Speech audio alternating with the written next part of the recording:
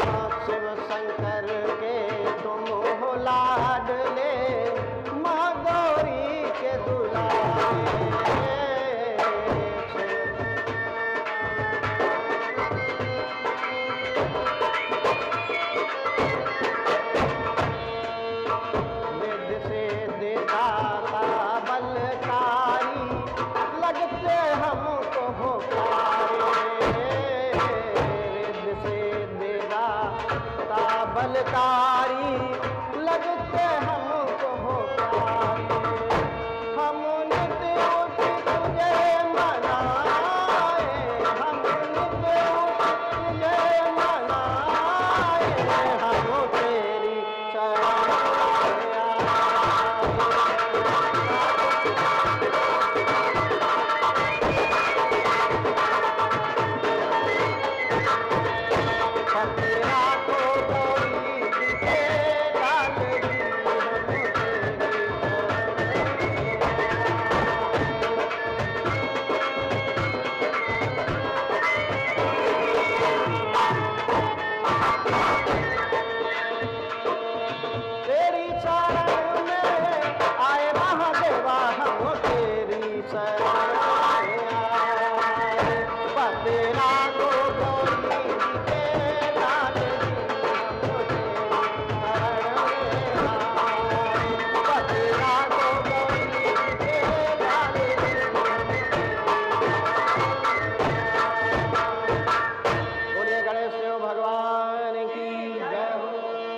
आनंद कंद भगवान।